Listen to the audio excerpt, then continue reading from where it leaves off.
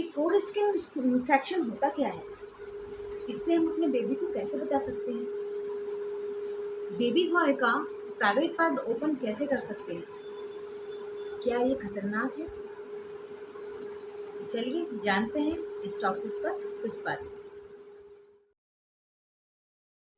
Hello my beautiful family, मैं ज्योत्सना फिर आ गई हूँ एक बहुत ही इम्पोर्टेंट टॉपिक के साथ। जी हाँ, जैसे कि आपने मेरे लास्ट वीडियो में कमेंट करके मुझसे पूछा था कि बेबी का जो प्राइवेट पार्ट होता है हम उसे ओपन कैसे कर सकते हैं, तो उसी टॉपिक पर मैं आज वीडियो लेके आई हूँ आपके साथ कुछ जानकारी शेयर करने के लिए। अगर आपको ये वीडियो नॉलेजेबल लगे तो प्लीज़ लाइक शेयर सब्सक्राइब करना ना भूलें। तो फ्रेंड, फॉर स्किन क्या होता है? अगर बेबी को फॉर स्किन इन्फेक्शन हो गया है तो आपको कैसे पता चलेगा? बेबी का प्राइवेट पार्ट डेड हो गया हो या थोड़ा सा फूला फूला नज़र आ रहा हो, यानी सूजन उसमें दिखाई दे रही हो, या जब आप बेबी के प्राइवेट पार्ट को टच करते हैं तो बेबी रोता हो, तो आप समझ जाइए कि बेबी को फुल स्किन इन्फेक्शन हो गया है। अब ये इन्फेक्शन होता कैसे है, क्या रीज़न होता है और इसका ट्रीटमेंट क्या है, जानेंगे इस बारे में। तो चलिए देखिए, फोर स्किन क्या किसे कहा जाता है? जब बेबी बॉर्न होता है, न्यूली बॉर्न बेबी होता है, स्पेशली बेबी बॉय की बात मैं कर रही हूँ, यहाँ बेबी बॉय की बात हम कर रहे हैं। तो जब बेबी बॉय बॉर्न होता है तो उनका जो प्राइवेट पार्ट होता है जिसे हम पेनिस कहते हैं, पेनिस में एक जो उनका मेन ऑर्गन होता है उसके ऊपर एक लेयर होती है, एक स्किन की लेयर होती है, तो उसे हम फोर स्किन कहते हैं। जब बेबी बॉय बॉर्न होता है तो वो स्किन मेन जो ऑर्गन होता है जहाँ से बेबी यूरिन पास करता है उसके बाहर वो चिपकी होती है, बाहर आगे तक लगी होती है। तो वो फोर स्किन की लेयर जो होती है उसके अंदर कई बार इन्फेक्शन हो जाता है। कॉमनली ये इन्फेक्शन होता ही है छोटे बच्चों में, लेकिन हमें बस यहाँ पर ध्यान रखने की बात है कि अगर इन्फेक्शन से बचाना है बेबी को तो आपको क्या क्या करना चाहिए वो मैं आपके साथ शेयर करूँगी। तो ये रीज़न क्या है, ये क्यों होता है? देखिए, पहले के ज़माने में क्या होता था कि बड़े लोग हमारे साथ रहा करते थे, अभी कहीं ना कोई रीज़न से साथ नहीं रह पाते हैं, तो इतनी नॉलेज हम न्यू जनरेशन को नहीं रहती। पहले ज़माने में दादी नानी होती थे और बच्चों के साथ रहते थे, काफ़ी टाइम स्पेंड करते थे और उनकी मालिश करते थे, तो उन्हें पता होता था कि बेबी के किस पार्ट को कैसे उन्हें मालिश करनी है या कैसे उसे अच्छा मतलब हेल्दी रखना है बेबी को। और आज की जनरेशन में क्या है कि जॉब कर रही हैं मॉम्स भी, पेरेंट्स दोनों जॉब करते हैं, तो इतना टाइम नहीं दे पाते या उन्हें पता ही नहीं है। मैं ये कहूँगी कि आधे लोगों को पता ही नहीं होता कि बेबी के प्राइवेट पार्ट को ओपन करना होता है या उसे कैसे क्लीन करना होता है, राइट? तो यहाँ पर क्या है कि जब हम बेबी की मालिश करते हैं, जो बेबी का फोर स्किन मैंने आपको बताया, उसके अंदर जब गंदगी जमा हो जाती है तो वहाँ पर इन्फेक्शन के चांसेस बढ़ जाते हैं। सबसे बड़ा रीज़न जो है वो है जब हम बेबी की हाइजीन के साथ कॉम्प्रोमाइज़ करते हैं, यानी उसकी हाइजीन का ध्यान नहीं रखते हैं, तो ये इन्फेक्शन होने के 99% चांसेस होते हैं। तो सबसे पहले इम्पॉर्टेंट चीज़ ये है कि जब हम मालिश करते हैं बेबी की, जब भी हम मालिश करते हैं, मैंने मालिश की वीडियो भी अपलोड करी है, आप मेरे वीडियोस में जाकर देख सकते हैं बेबी की मालिश हमें कैसे करनी चाहिए। जब हम बेबी की मालिश करते हैं तो प्राइवेट पार्ट में कुछ बूंदे तेल की हमें डालनी चाहिए, नारियल तेल आप डाल सकते हैं उसमें, और उसकी स्किन को हल्के हाथों से बहुत ही लाइटली आप उसको पीछे की तरफ कर सकते हैं, बिल्कुल भी हार्ड नहीं करना है। मैं यहाँ पे आपको पहले सजेस्ट करूँगी, पहले आप अपने डॉक्टर से कंसल्ट करिए, एक बार उनसे भी नॉलेज लीजिए, क्योंकि मैंने अपने डॉक्टर से कंसल्ट किया, मुझे भी इसका बिल्कुल आइडिया नहीं था। जब बड़े बेटे मेरे हुए थे तो मुझे आइडिया नहीं था, लेकिन मैंने बहुत रिसर्च किया, मैंने जैसे आपको बताया, तो मैंने इसके बारे में पढ़ा और फिर मैंने डॉक्टर से भी कंसल्ट किया, तब मुझे इसके बारे में पता चला कि ये कितना इम्पोर्टेंट चीज़ है।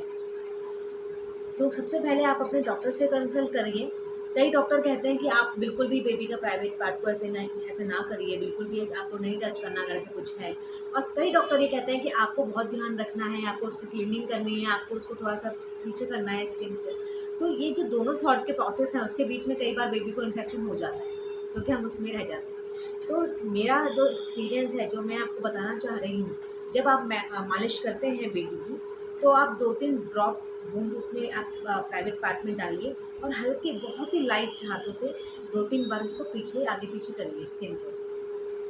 तो उससे क्या होगा कि आपको ये डेली करना है, ये एक दिन करके रुकना नहीं है। आप डेली मसाज करेंगे तो डेली आपको ये चीज़ करनी है।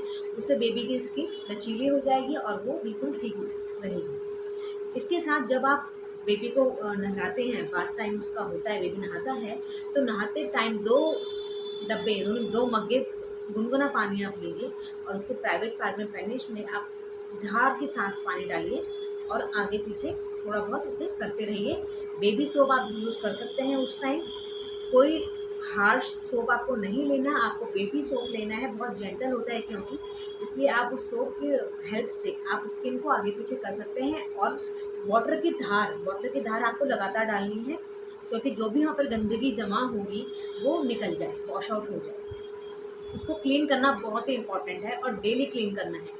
कई मैंने ये सुना है, मेरे डॉक्टर ने भी मेरे से शेयर किया था कि ऐसे केसेस उनके पास आते हैं, कई बार ऑपरेट करना पड़ता है और स्किन जब वो हटाते हैं तो बहुत ही ज़्यादा गंदगी वहाँ जमा हुई होती है, जो बहुत ही इरिटेटेड होती है, बहुत ही ज़्यादा प्रॉब्लमेटिक होती है बच्चों के लिए। तो आपको नहलाते टाइम बेबी बॉय के प्राइवेट पार्ट को थोड़ा सा पीछे करके स्किन को थोड़ा पीछे करके उसे पानी से वॉश आउट करना है, सारी गंदगी निकालनी है और ये प्रोसेस डेली का आपका होना चाहिए। बेबी सोप की हेल्प से आप ये कर सकते हैं। इसके साथ मसाज के टाइम मैंने आपको बताया 2-3 ऑयल डाल के उसको भी आगे पीछे आप कर सकते हैं। इससे स्किन उसकी हमेशा ठीक रहेगी और इन्फेक्शन का खतरा बिल्कुल कम हो जाएगा। तीसरी चीज़ आपको हाइजीन के लिए ये ध्यान रखनी है, आप उसको थोड़ा फ्री टाइम भी दीजिए। ऑलवेज पैंट में उसको नहीं रखना है, ऑलवेज डायपर में उसको नहीं रखना है। थोड़ा सा 1-आध घंटा आपको उसको फ्री टाइम देना है, उसको ओपन रखना है, क्योंकि एयर ड्राई बच्चों को मिलना बहुत ज़रूरी होता है। हवा से जो वो सूखते हैं, एयर ड्राई जब होता है तो वो काफ़ी हेल्पफुल होता है। तो थोड़ा सा फ्री टाइम बच्चों को देना है। इसके साथ कोशिश ये करनी है कि डेली आपको उसकी पैंट चेंज करनी है और साफ़ पैंट पहनानी है। तो ये आपको 4 चीज़ें मैंने आपको बताई हैं, ये इसका आपको हाइजीन का पूरा उसका ध्यान रखना पड़ेगा। इस इन्फेक्शन का बहुत ही इम्पॉर्टेंट एक और रीज़न होता है कि बेबी जो छोटे बेबीज़ होते हैं, देखिए ये छोटे बेबीज़ में ज़्यादा कॉमनली दिखाई देता है, 5 इयर्स तक के बेबीज़ में। ये किसी भी एज में हो सकता है, लेकिन 0 to 5 इयर्स में ये कॉमनली देखा जाता है। तो बेबीज़ जो होते हैं वो थोड़े से गंदे हाथ कभी अपने प्राइवेट पार्ट में लगा लेते हैं, या फिर तो उनको इंटरेस्ट होता है अपने पार्ट्स को देखना, ये करना, तो वो काफ़ी बार गंदे हाथ अपने पार्ट में लगा देते हैं, जिससे ये इन्फेक्शन हो जाता है। दूसरी चीज़ ये है कि जब थोड़ा सा बेबी बड़ा होता है, यानी 2.5 साल 3 साल का होता है, तो पेरेंट्स उसको इंडिपेंडेंट बनाने के लिए कि हाँ आप अपने आप वॉशरूम जाइए, अपने आप वॉश करिए, उनको सिखाने के लिए छोड़ देते हैं। लेकिन आपको ध्यान रखना है कि बेबी ने जब भी वॉशरूम गए, पी किया, तो उन्होंने उस पार्ट को वॉश किया या नहीं, क्योंकि ये बहुत इंपॉर्टेंट पार्ट है, वॉश करना बहुत ज़रूरी है। तो ये चीज़ आपको देखनी है, क्योंकि इस चीज़ से अगर ड्रॉप रह गई है उसकी पी की, तो वो इन्फेक्शन का रूप ले लेती है, इन्फेक्शन वहाँ पर जमा हो जाता है। ठीक है। तीसरी चीज़ क्या है कि कई बार हम लोग, जो मैंने आपको प्रोसेस बताया है, ऑयलिंग करना है या फिर उसको बाथ के टाइम धोना है, तो बहुत हार्डली कर देते हैं। हार्डली बिल्कुल नहीं करना है, बहुत ही लाइटली आपको वो चीज़ प्रोसेस करना है। हार्डली अगर आप कर देते हैं, बहुत हार्श उसमें कर देते हैं, तो कई बार होता है कि उसमें इन्फेक्शन हो जाता है। तो उस चीज़ का ध्यान रखना है हमें, बहुत ही लाइटली उसको प्रोसेस को फॉलो करना है। क्योंकि क्या है कि बेबी की जो प्राइवेट पार्ट है उसमें से इसमें एक लिक्विड होता है, उसको एसेग्मा कहते हैं। तो वो अगर उसमें जमा होता रहेगा, हम स्किन को पीछे नहीं करेंगे या उसको ओपन नहीं करेंगे, तो वो जमा होता रहेगा, वो भी इन्फेक्शन का रूप ले लेता है। तो इसलिए हमें वो क्लीन करना बहुत ही इम्पॉर्टेंट होता है। ओके, तो इसके बाद हम जानेंगे कि इसका ट्रीटमेंट क्या है। इसे अगर बेबी को फिर भी इन केस अगर बेबी को फिर भी इन्फेक्शन हो जाता है, तो इसका ट्रीटमेंट क्या है। अगर बेबी का प्राइवेट पार्ट उसमें सूजन दिखाई देती है या रेडिश दिखाई देता है, या बेबी रोता है उसको टच करने में, तो आप बिना वक्त गवाए तुरंत डॉक्टर के पास जाइए, उनको दिखाइए, उनको ट्रीटमेंट देंगे। इसका जो ट्रीटमेंट होता है वो है एंटीबायोटिक। डॉक्टर सबसे पहले एंटीबायोटिक देंगे, और हमें लेट इसलिए भी नहीं करना है क्योंकि हो सकता है कि इन्फेक्शन फोर स्किन पर हो, अभी वो इंटरनल ऑर्गन में ना गया हो, तो जितनी जल्दी आप जान जाएंगे, जितनी जल्दी आपको पता चल जाएगा कि हाँ इन्फेक्शन की शुरुआत हो गई है, तो आप उतनी जल्दी उसको ठीक कर पाएंगे, राइट। तो इसमें क्या होता है, एंटीबायोटिक डॉक्टर देते हैं, 5 to 7 डेज़ का टाइम लगता है, बेबी ठीक हो जाता है। लेकिन अगर 2 से 3 दिन के अंदर भी आपको कोई भी लक्षण नहीं दिखाई दे रहे हैं, कोई भी सिम्टम ऐसे दिखाई नहीं दे रहे कि बेबी ठीक हो रहा है, तो आप दोबारा से डॉक्टर के पास जाएंगे। कई केसेस में क्या होता है, अगर ये बहुत ही वर्स्ट केसेस हो गया है, बेबी का बिल्कुल बहुत ज़्यादा इन्फेक्शन हो गया है, तो उसको ऑपरेट करना पड़ता है। लेकिन बेबी ठीक हो जाता है, इसमें चिंता की बात नहीं है, लेकिन हाँ उसको ऑपरेट ज़रूर करना पड़ता है। तो इसलिए हमें पहले से ही इसका सावधानी बरतनी है। बेबी की मालिश के साथ, बेबी को नहलाने के साथ, बेबी के प्राइवेट पार्ट का ध्यान हमें ज़रूर रखना है। उसको ओपन करना है, ऑयलिंग करनी है, ऑयल की बूंद लगा के आगे पीछे उसको बंद करना है, बाद में उसको खोलना है, इससे बहुत ही लाइटली हाथ उसको, और डॉक्टर से कंसल्ट ज़रूर करना है आपको। होपफुली आपको ये वीडियो पसंद आई होगी, आपको नॉलेज मिली होगी, तो प्लीज़ लाइक शेयर ज़रूर करिएगा और सब्सक्राइब ज़रूर करिएगा। Thanks for watching.